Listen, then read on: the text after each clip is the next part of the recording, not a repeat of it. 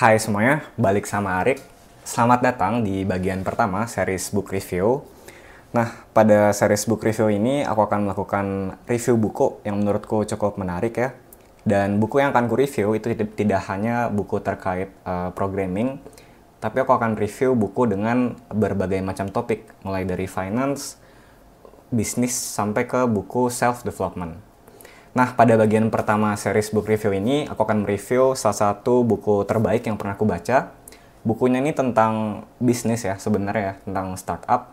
Dan menurutku kalian sebagai programmer itu ada baiknya tahu beberapa key takeaway terkait buku ini kalau kalian ingin menjadi kaya gitu ya sebagai programmer. Nah, bukunya ini buku apa? Jadi judul bukunya itu adalah Zero to One. Nah, mungkin sebelum aku jelasin terkait sinopsis bukunya, aku akan jelasin sedikit dulu tentang authornya. Oke, jadi ini adalah author dari buku Zero to One ya. Namanya itu adalah Peter Thiel. Dia ini adalah co-founder dari PayPal ya. PayPal ini seperti yang kita tahu ini adalah online payment service pertama. Jadi dia ini co-found PayPal bersama dengan Elon Musk ya, teman-teman ya. Terus di sini dia juga nemuin perusahaan namanya Palantir. Ini fokus ke data ya, data analytics. Dan dia juga co-founder dari Founders Fund. Nah, Founders Fund ini adalah venture capital yang melakukan early investment ke beberapa tech company besar saat tech company itu masih dalam bentuk startup. Ini ada beberapa contoh tech company yang sempat di-invest ya sama Peter Thiel melalui Founders Fund. Itu ada Facebook, Airbnb, LinkedIn, dan Spotify. Nah, current net worth dia itu ada di 20 billion.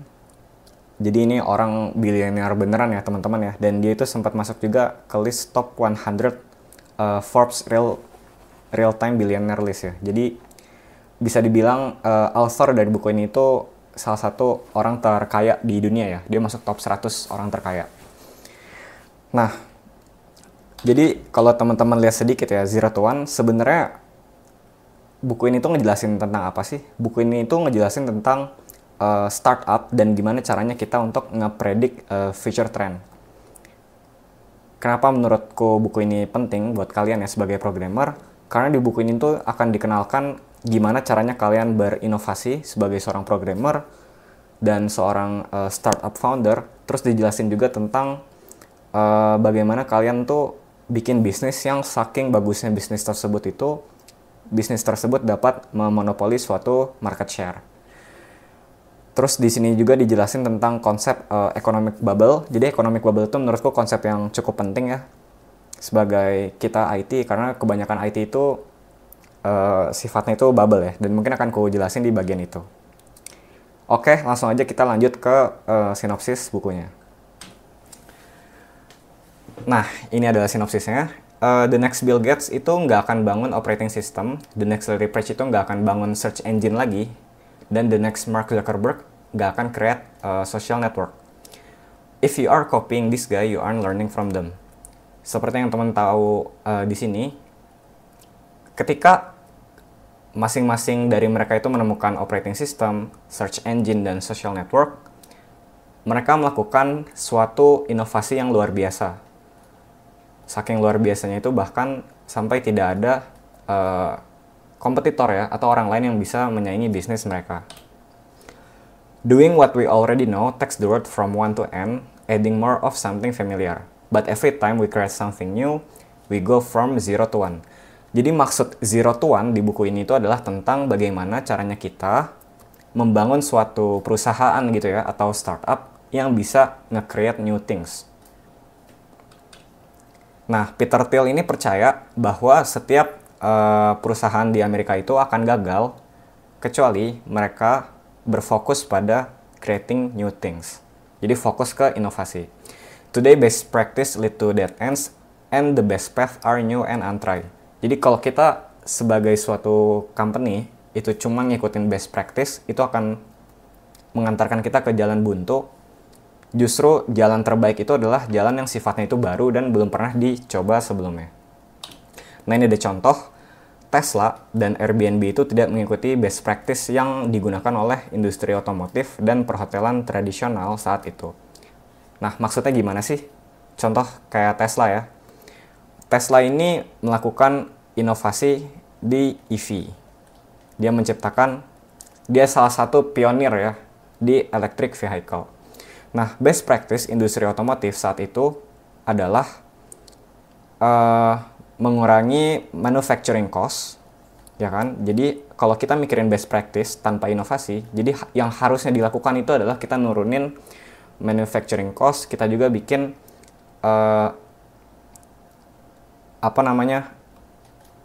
bikin vehicle yang hemat BBM. Jadi kita masih tetap fokus ke BBM, tapi kita bikin yang jauh lebih hemat dibanding sebelumnya. Nah, yang Tesla lakukan itu tidak seperti itu. Instead, yang Tesla lakukan adalah dia nge-create EV dan dia membuat sistem yang cukup menarik di mobil, yaitu sistem autopilot. Dia juga melakukan terobosan itu terkait ini ya, user interface di mobil ya. Jadi UI UX-nya yang tadinya orang itu pakai radio button, analog, itu dia ganti jadi full touchscreen. Seperti itu. Nah, ini adalah contoh zero to one yang dilakukan Tesla. Jadi instead of mengikuti best practice industri otomotif saat itu, dia malah fokus ke inovasi baru. Sama halnya seperti Airbnb. Nah, perhotelan tradisional itu yang mereka lakukan adalah saat itu mereka fokus ke capturing property. Jadi mereka perbanyak properti dan mereka itu fokus membangun hotel atau properti baru di wilayah yang strategis. Nah, Airbnb itu tidak fokus ke best practice itu, tapi yang instead dilakukan adalah dia membuat suatu platform yang mempertemukan antara buyer dan seller dari suatu properti. Jadi bahkan Airbnb itu sendiri tidak punya properti, tapi dia bikin inovasi luar biasa untuk mempertemukan buyer dan seller. Dan seperti yang teman-teman tahu, valuasi dari Tesla dan perusahaan kompetitor lainnya ya di industri otomotif itu jauh sangat unggul gitu. Begitu pula dengan Airbnb. Seperti itu. Nah, itu mungkin sedikit sinopsis terkait bukunya. Nextnya kita lanjut ke key takeaway yang bisa kita ambil dari buku ini. Nah, yang pertama itu adalah bet on contrarian truth. Nah, contrarian truth itu maksudnya apa sih? Contrarian truth itu adalah suatu kebenaran yang sifatnya itu bertentangan ya dengan kebanyakan pendapat orang. Jadi contrarian itu maksudnya bertentangan. Nah, di sini ada contrarian question, what important truth do very few people agree with you on? A truth about how people will act in the future. Jadi maksudnya bet on contrarian truth, kalian tuh haruslah memiliki suatu idealisme ya atau keyakinan terhadap masa depan yang sifatnya itu kontrarian dengan sebagian banyak orang. Contoh, mungkin kalau contrarian truth yang ku pikirin saat ini adalah aku percaya dalam waktu 10-20 tahun ke depan coding itu akan jadi kurikulum wajib di Indonesia. Jadi coding itu akan dimasukin ke kurikulum. Jadi nanti mungkin teman-teman yang belajar SMA itu bisa diberi introduction materi terkait coding ya. Mungkin kayak Python introduction dan lain-lain. Dan mungkin kedepannya teman-teman yang bimbel di tempat-tempat bimbel, mungkin kayak Inten, Nurul Fikri atau BP, kalian akan belajar coding gitu. Dasar-dasar coding. Ini salah satu contrarian truth yang menurutku akan terjadi. Nah, teman-teman bisa tulisin kalau kalian punya contrarian truth di komen, dan kita bisa review itu bareng-bareng. Nah, ini ada contoh case study-nya ya, teman-teman ya. Pertama itu dari Steve Jobs. Steve Jobs itu punya belief bahwa kita itu tidak memerlukan physical keyboard ya di smartphone kita. Jadi, dulu sebelum adanya iPhone, smartphone kayak Nokia, terus kayak BlackBerry gitu ya, itu mereka menggunakan physical keyboard sebagai UI dan UX mereka. Nah, tapi si Steve Jobs ini punya keyakinan bahwa physical keyboard itu tidak diperlukan pada smartphone. akhirnya dia melakukan penemuan, dia memperkenalkan iPhone dan memperkenalkan sistem touchscreen pertama ya. Jadi touchscreen yang pertama itu diperkenalkan oleh si Steve Jobs. Ini contohnya. Next itu ada Uber dan Airbnb. Dia betting ke contrarian truth bahwa people would be willing to get in stranger's car or stay in stranger's house. Jadi orang-orang itu mau loh masuk mengendarai mobil orang asing dan tinggal di properti orang asing. Netflix juga punya contrarian truth bahwa sebagian besar dari kita itu suka binge watch television. Jadi suka menonton televisi dengan berlarut-larut gitu ya.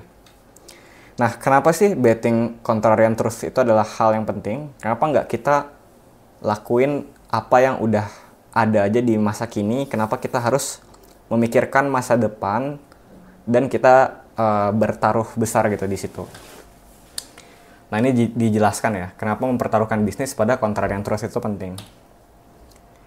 Peter Thiel itu percaya bahwa all failed company itu are the same, they fail to escape competition. Jadi di sini yang perlu digaris bawahi adalah kompetisi. Kompetisi itu yang menyebabkan semua perusahaan itu bangkrut. When you bet your business on contrarian truth, you'll dramatically increase your odds of avoiding competition. Mainly because most people will think you are crazy and ignore you long enough for you to build a significant lead in a particular market that will make it hard for anyone to keep up. Jadi simpelnya adalah ketika kita betting bisnis kita atau karir kita ke contrarian truth, kemungkinan kompetisi yang akan ada di masa depan itu sangat kecil karena kebanyakan orang mungkin belum sampai gitu pikirannya ke sana. Dan mereka akan nge-ignore kamu sehingga kamu punya waktu untuk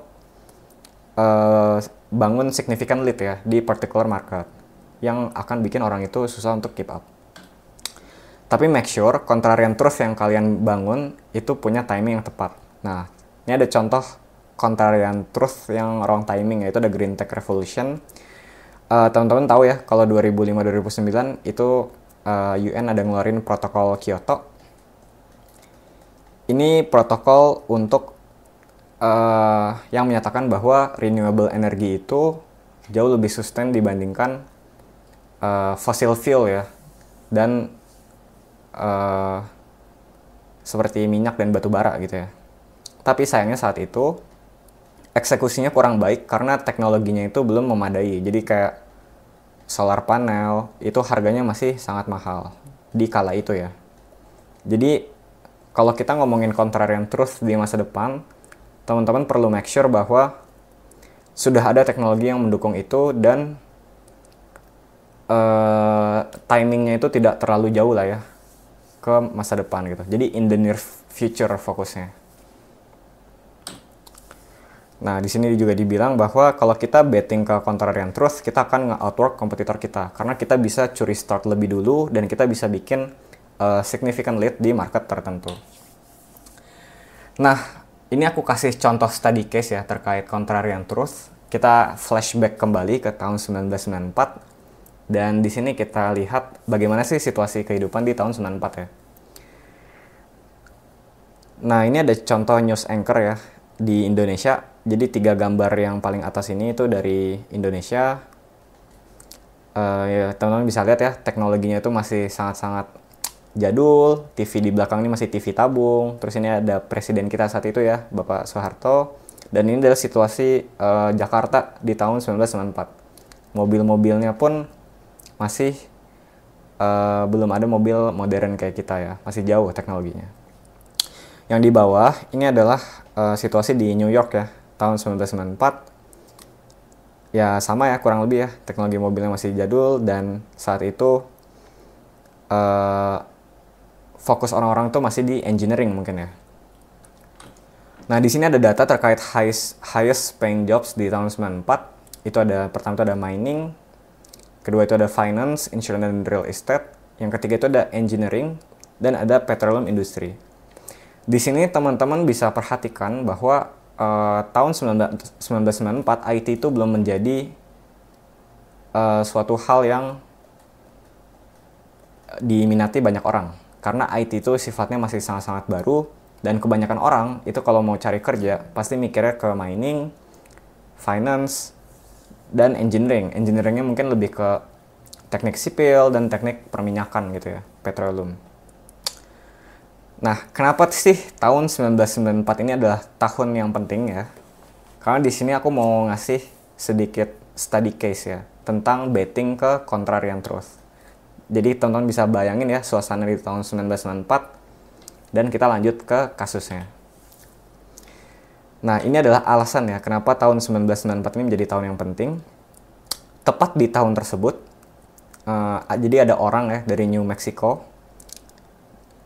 Dia itu mendirikan suatu e-commerce online bookstore untuk jualan buku.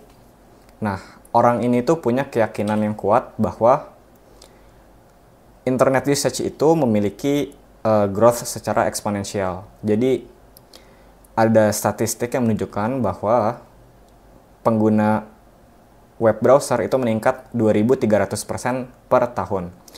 Nah, ini berbarengan juga dengan kalau teman-teman tahu ya, National Infrastructure Act ya, aku lupa ya, NIIA tahun 1993 yang melegalkan penggunaan internet secara komersil. Jadi seperti yang kalian tahu, internet itu kan dulu namanya itu ARPANET ya. ARPANET itu dipakai oleh DoD, itu Department of Defense ya. Jadi kayak Kementerian Pertahanan mereka dipakai untuk sharing knowledge selama Cold War dengan Rusia itu berlangsung. Nah, jadi yang punya akses ke internet sebelum tahun 1993 itu hanyalah lembaga Kementerian Pertahanannya US ya, Department of Defense, sama beberapa lembaga akademisi untuk sharing knowledge. Tapi tahun 1993 internet itu diubah ya. Ada undang-undang yang memperbolehkan penggunaan internet secara komersial sehingga publik itu bisa menggunakan internet. Nah, dia menyadari ada potensi di internet usage, dan pada saat itu ya, tahun 94 ya, teman-teman perhatiin ya, itu teknologi masih jadul banget ya kayak gini. Konsep e-commerce itu masih sangat-sangat infant ya, jadi masih sangat-sangat awal, sangat-sangat early gitu. Dan belum ada established player di e-commerce. Nah, orang ini menyadari opportunity untuk masuk ke market early dan establish dominant position sebelum kompetitor lain itu menyadari potensialnya. Nah, sebelumnya orang ini tuh bekerja di Shaw & Co. Jadi ini adalah hedge fund ya. Dan gaji dia saat itu sangat-sangat fantastis ya, terhitung sudah sangat tinggi. Nah, ini ada sedikit penjelasannya. Jadi tahun 90 sampai 94 dia kerja. Dia ambil computer science dan fokusnya ke mathematical modeling. Dia jadi vice president di umur 30 dengan annual salary sekitar 200 sampai 300 ribu. Dan itu sangat-sangat besar ya. Kalau teman-teman perhatiin dengan gaji yang ada di sini, itu sudah sangat-sangat lukratif. Tapi dia meninggalkan itu semua karena dia punya keyakinan ya, dia bertaruh pada contrarian truth bahwa suatu saat e-commerce itu akan jadi suatu hal yang besar. Fast forward ke 2017, nah ini dia orangnya, Jeff Bezos. Sekitar 23 tahun kemudian dia jadi orang terkaya nomor 1 di dunia dengan net worth sekitar 93 billion dolar ya. Ini di tahun 2017. Kalau sekarang mungkin net worth dia udah ratusan billion ya, aku lupa ya, sekitar 100 sampai 200-an billion. Nah, jadi bermula dari online book, sekarang valuasi Amazon itu sudah capai 529 billion. Jadi di sini ada contoh ya teman-teman, di saat orang-orang belum menyadari tentang potensi di masa depan terhadap suatu teknologi, kalian itu bisa curi start duluan dan kuasai teknologi tersebut sebelum kompetitor itu banyak yang main. Contohnya itu seperti ini, Amazon ini, oleh Jeff Bezos. Nah, next kita lanjut ke key takeaway yang selanjutnya. Itu adalah start dominating small market. Nah, ketika Jeff Bezos itu start Amazon, dia punya ide untuk nge-create everything store. Tapi dia itu tidak mengeksekusi idenya secara langsung, instead of dia fokus dominating small niche market. Nah, yang dia dominate itu adalah buku ya. Jadi online book sales. Sebenarnya ada beberapa alasan sih kena buku. Salah satunya itu adalah buku itu adalah produk yang tahan lama, dan biasanya orang yang belanja buku itu akan suka toko buku yang memiliki katalog yang luas. Nah, kalau itu di scale up ke online, katalognya itu akan jauh lebih luas dibandingkan dia buka toko buku secara offline, seperti itu. Nah, di sini ada salah satu key takeaway juga. Don't try to get 1% from billions dollar market, instead try to get 80% of million dollar market. Jadi, fokus di sini itu adalah dominasi market, dan whoever is first to dominate the most important segment of the market with viral potential will be the last mover. Last mover itu di sini maksudnya apa sih? Last mover itu adalah penguasa market share terakhir ya, bisa dibilang ya. Semacam penguasa market share yang terakhir. Jadi teman-teman tuh sebenarnya nggak harus jadi yang pertama muncul, tapi yang terpenting adalah kalian harus bisa dominate the market. Kalian harus menguasain market share-nya, seperti itu. Next, itu ada strive to be monopoly. Nah, kenapa monopoli itu adalah hal yang bagus di buku ini? Mungkin kalau yang kita tahu monopoli itu kan dipandang buruk ya. Nah, ini ada contoh evil monopoly, itu ada dia bully kompetitor atau dia take advantage of their customer lack of choice. Nah, di sini itu salah satu contohnya mungkin kalau di Indonesia biasanya ada ISP ya, Internet Service Provider, yang mentang-mentang dia itu satu-satunya ISP di wilayah itu, dia kadang seenak jidat ya ngasih harga ke masyarakat. Terus juga kadang servisnya itu juga buruk, jadi sering maintenance gitu, kadang nyala kadang mati modemnya kayak gitu. Nah, ini adalah contoh monopoli yang buruk sebenarnya. Di buku ini dijelasin contoh monopoli yang baik itu yang dilakukan oleh Google. Jadi Google itu bisa menggunakan excess profit yang mereka miliki untuk give back ke society. Nah, ini ada contoh-contoh projectnya. Yang pertama itu Google Maps. Teman-teman bisa bayangin ya, kalau seandainya Google Maps ini berbayar, itu akan sangat menyusahkan banyak pihak ya. Mungkin orang-orang seperti ojol atau kita yang perlu Maps sehari-hari itu akan sangat struggle kalau dibikin berbayar. Tapi untungnya Google itu dia punya komitmen CSR yang bagus untuk membuat Maps ini tuh jadi gratis ke society. Terus di sini contohnya ada GWG ya, ini Grow with Google. Ini kalau teman-teman pernah tahu, mungkin Google itu nyediain online course gratis ya, dan online course ini bersertifikat ya. Topiknya macam-macam ya, ada terkait coding dan ada juga terkait digital marketing gitu. Terus di sini ada juga Google Classroom ya. Mungkin ketika COVID, kalau kalian ingat ya, masih belajar, kita pakai juga banyak fitur di Google Classroom gitu. Jadi profit yang didapatkan dari hasil monopoli itu bisa bermanfaatkan untuk society. Nah, nextnya itu bisa stay in business. Jadi seperti statement yang sebelumnya, kebanyakan bisnis itu kan bangkrut karena kompetitor. Tapi kalau kita bisa monopoli suatu market share, kita bisa stay terus di bisnisnya. Dan yang terakhir itu bisa nge-create value dan nge-create innovation terus menerus, seperti itu. Nah, ini ada 4 cara ya melakukan monopoli. Di buku ini dijelasin. Pertama itu dengan brand association.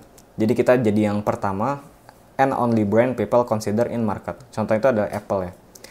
Nah, Apple ini adalah bisa dibilang top of mind ya dari brand smartphone ya. Jadi top of mind, mungkin kalau kita pikirin kayak smartphone nomor 1 gitu ya, itu kemungkinan orang kebanyakan refer ke brand Apple karena dia bikin smartphone yang premium. Smartphone-nya juga bisa kadang mendefinisikan kelas sosial tertentu. Jadi brandingnya itu sangat-sangat kuat di Apple. Next-nya itu ada proprietary technology. Ini adalah teknologi yang canggih ya. Makes your product difficult or impossible to replicate. Contohnya itu adalah search engine algoritmnya Google. Nah, seperti yang teman-teman tahu, Google itu bukanlah search engine yang pertama ya. Jadi dia itu bukan search engine yang pertama. Sebelum adanya Google itu ada banyak contoh search engine. Salah satunya itu contohnya adalah Yahoo gitu ya. Tapi kenapa Google ini bisa memonopoli pasar search engine? Karena dia menciptakan search engine algorithm yang sangat-sangat canggih. Bahkan bisa lebih baik 10 kali lipat gitu ya dibanding kompetitornya seperti Yahoo. Nah itu yang bikin dia bisa dominate market share-nya si search engine ini.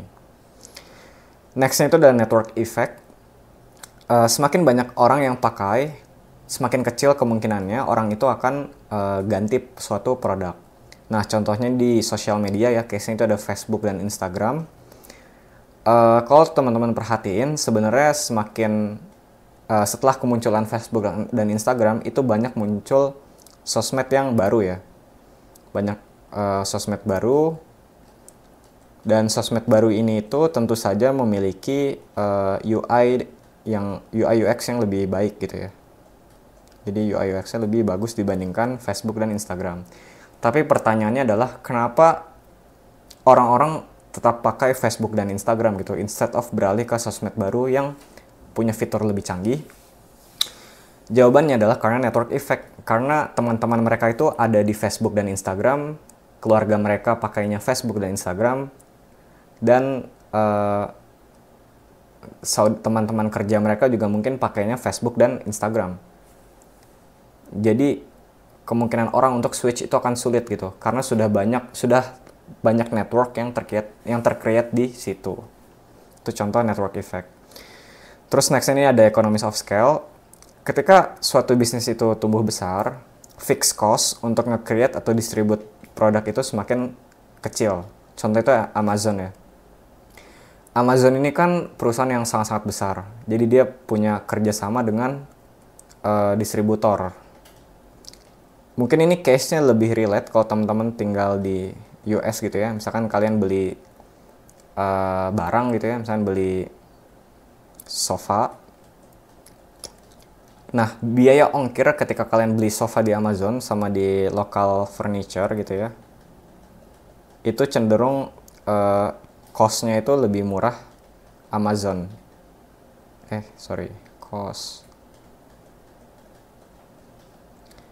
Kenapa seperti itu? Karena Amazon itu scale-nya sudah besar gitu. Jadi dia mau melakukan distribusi barang yang banyak sekaligus, itu akan jauh lebih murah dibandingkan toko-toko kecil, local furniture yang ada. Jadi semakin besar suatu perusahaan itu scale up, itu biaya produksi, biaya distribusi itu cenderung akan semakin murah. Seperti itu. Jadi kamu bisa memonopoli dari economies of scale yang kamu miliki.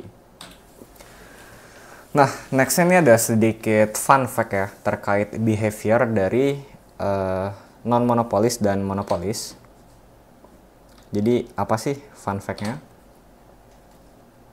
Kita bahas terkait behavior non-monopolis terlebih dahulu. Non-monopolis ini adalah sebutan untuk perusahaan yang sebenarnya berada dalam perfect competition. Jadi di buku ini disebutnya perfect competition ya. Perusahaan yang nggak punya inovasi zero to one, perusahaan yang cuma ngikutin best practice gitu, cuma melakukan incremental aja gitu, tapi nggak melakukan inovasi yang besar. Perusahaan yang sebenarnya berada dalam perfect competition itu sering mencoba untuk menyembunyikan ketidakberdayaan mereka dengan berpura-pura bahwa mereka itu unik dan memiliki keunggulan kompetitif. Ini adalah behavior mereka. Dan ini ada contoh ya. Perusahaan itu mengklaim bahwa mereka sangat berbeda dari pesaing, padahal produk atau layanan mereka itu hampir identik. Mereka juga mencoba menciptakan narasi bahwa mereka memiliki keunggulan yang tidak dimiliki oleh pesaing. Ini kebanyakan perusahaan memiliki behavior seperti ini. Nah, sementara itu, ini adalah contoh bagaimana seorang monopolis itu berbehavior ya, berperilaku. Seorang monopolis itu cenderung berbohong untuk melindungi diri mereka sendiri. Jadi, they know that bragging about their great monopoly invites being audited, scrutinize and attack. They tend to do whatever they can to conceal their monopoly.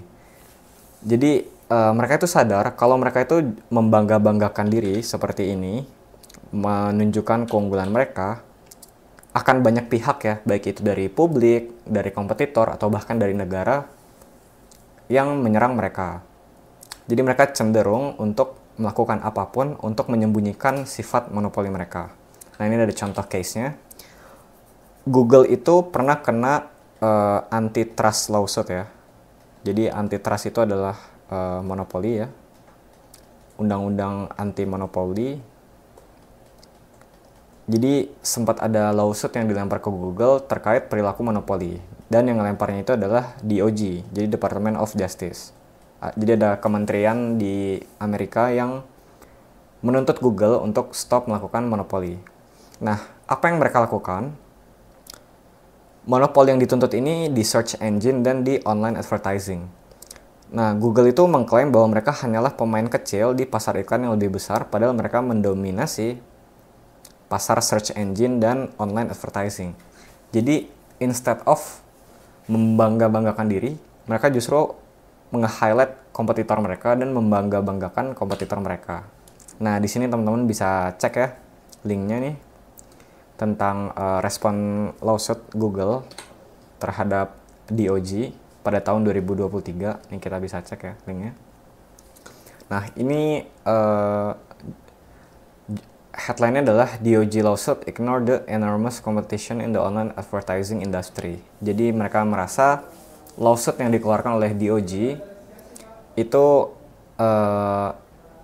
tidak tepat sasaran dan dan terhindar dari enormous competition gitu. Nah, ini dibuat sama vice presidennya ya di Global Ads, dan teman-teman bisa baca bagian yang ini. Government shouldn't pick winner and loser in competitive industry. Dia bilang di sini we are one. Ini agak kecil ya. Nah, ini. We are one of 100 company that enable the placement of ads. Competition is increasing as more and more company invest. Jadi instead of mereka membanggakan diri mereka sendiri, mereka malah nge-highlight kompetitor mereka. Di sini ada Microsoft dan Sender. Di sini ada Amazon. Mereka bilang Amazon itu advertising bisnisnya lebih cepat grow-nya dibanding Google dan Meta. Terus di sini ada Apple yang expected to reach over 30 billion in next 4 year. Dan di sini dia nge-highlight ada TikTok juga yang punya $10 billion in advertising revenue dan lain-lain. Jadi sini teman-teman bisa pelajari juga ya bagaimana seorang monopolis itu justru bertindak gitu, seperti itu. Oke, next kita lanjut ke key takeaway selanjutnya. Nah, ini mungkin key takeaway yang terakhir ya teman-teman. Ini diambil dari chapter Party Like It's 1999 di buku ini. Nah, maksudnya apa? Kita akan fokus ke kejadian yang terjadi tahun 1999. Nah, itu namanya adalah dot-com bubble. Nah, ini kalau teman-teman tahu, di buku ini tuh sebenarnya dikenalin ya konsep yang namanya economic bubble, cuma study case-nya itu adalah dot-com bubble ya.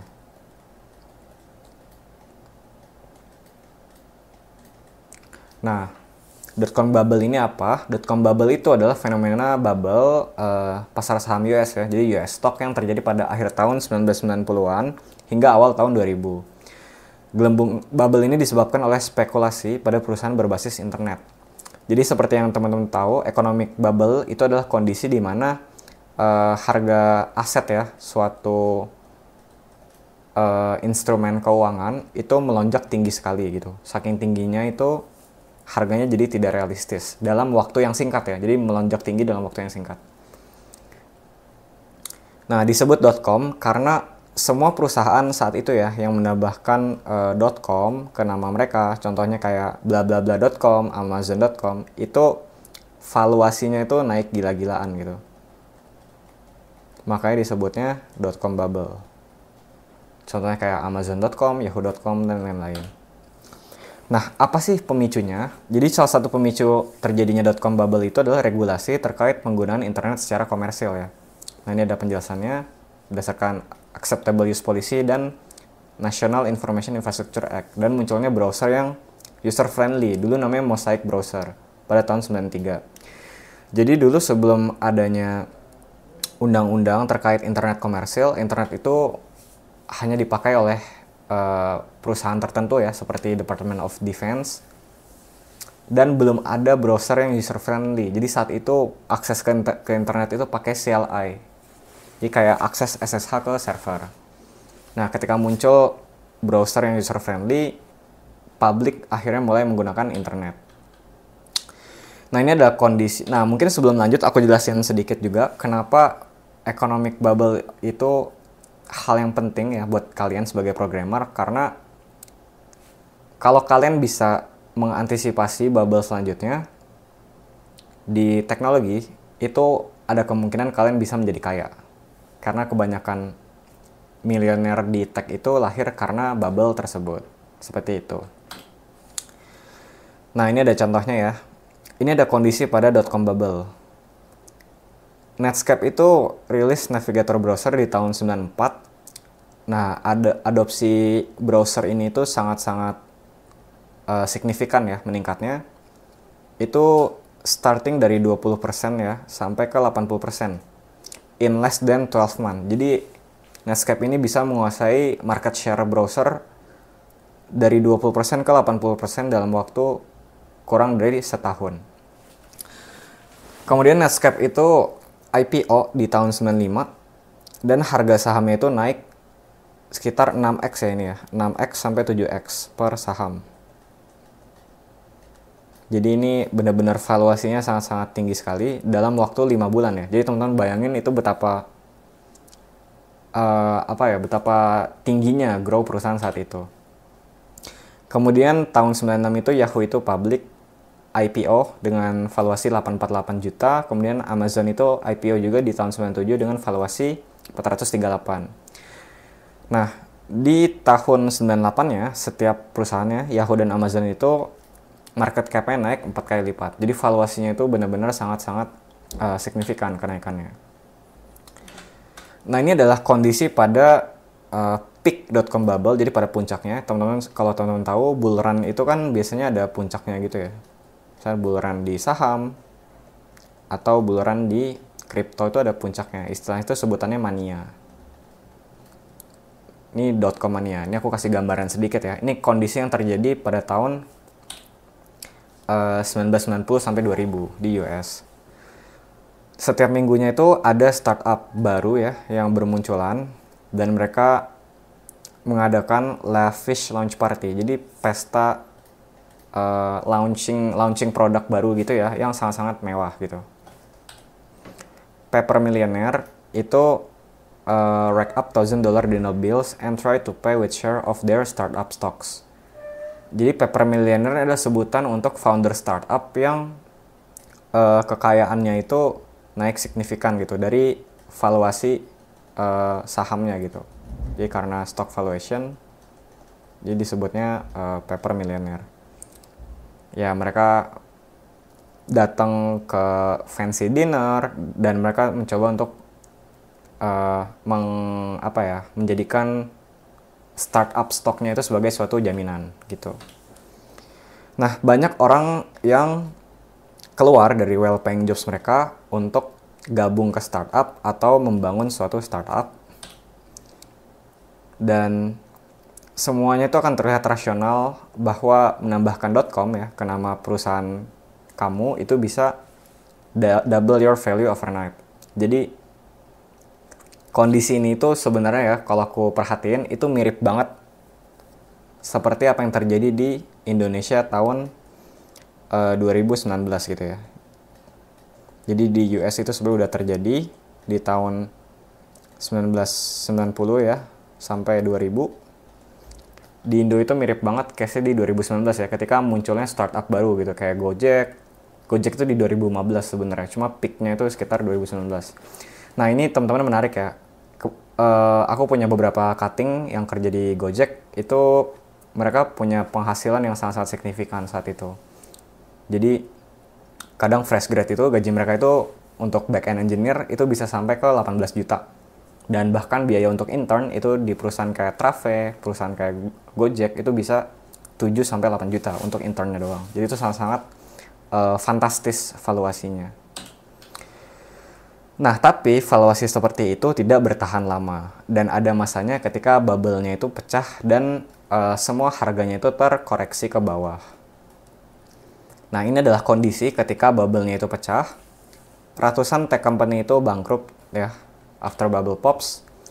Nasdaq Composite Index. Jadi Nasdaq ini adalah indeks saham yang dia sangat heavy weighted ke saham teknologi. Nah, Nasdaq ini jatuh nilainya dari sekitar 5.048 di bulan Maret ya, tahun 2000 sampai ke 1.114 di Oktober 2002. Jadi jadi sekitar 78% ya indeksnya jatuh. Jadi teman-teman bayangin ya, indeks aja jatuhnya 78%, apalagi saham teknologinya itu hancur banget itu jatuhnya. Bahkan sampai bangkrut. Nah, ini market cap loss selama .com crash itu sekitar 5 triliun dolar. Mungkin ini angka yang sangat-sangat fantastis ya sebelum inflasinya sebesar sekarang gitu.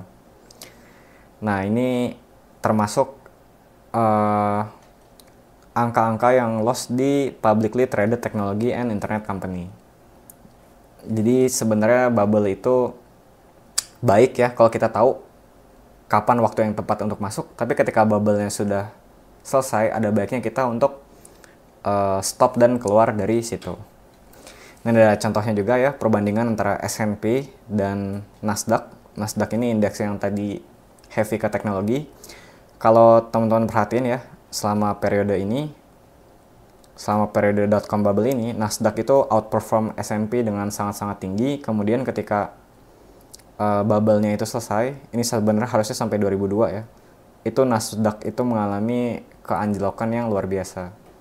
Ibaratnya kalau kita belajar trading ya, ini bukan bearish flag lagi ya, kan biasanya kalau bearish flag ini ada pole-nya, ini ada bearish rectangle di sini, terus ketika dia breakout kita entry ya. Tapi kalau ngeliat chartnya kayak gini bukan bearish flag ya, mungkin lebih ke rug pull ya teman-teman ya, indeksnya kena rug pull ya.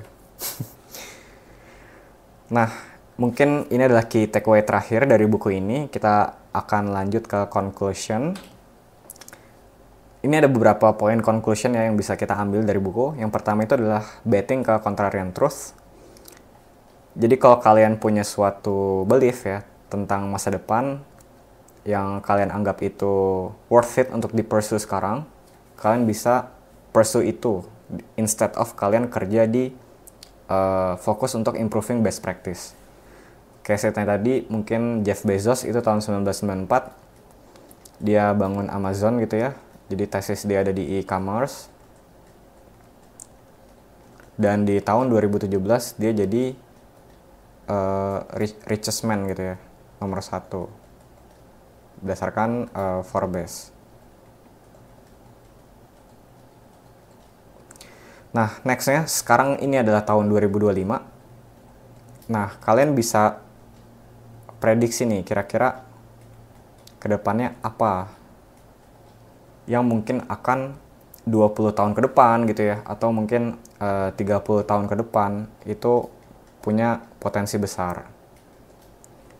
Bisa jadi itu sifatnya bidang yang baru, tentu saja bukan bidang yang sudah ada, mungkin ke arah AI atau mungkin ke arah blockchain gitu. Jadi menurutku betting ke contrarian truth ini adalah hal yang baik karena kalian bisa lebih unggul dari bisnis yang lain. Nah, betting contrarian ini tidak hanya di bisnis. Sebenarnya kalian juga bisa betting ke karir kalian. Contohnya kalau kalian ngelihat ada karir yang bagus ya 10 sampai 20 tahun ke depan, dari sekarang tuh kalian bisa mulai untuk pelajari skills terkait karir tersebut.